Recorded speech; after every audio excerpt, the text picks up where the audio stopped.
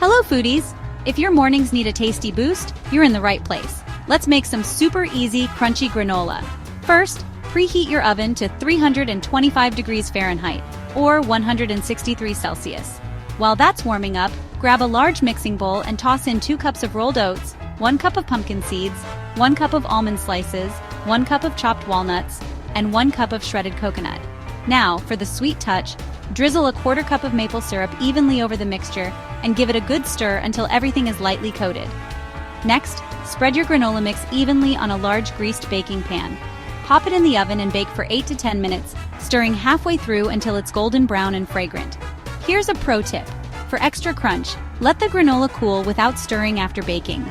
Once it's cool, store it in an airtight container and enjoy it with yogurt, smoothie bowls, or milk, or straight out of the jar. Don't forget to like, subscribe, and turn on notifications for more easy recipes. See you in the next video. Enjoy!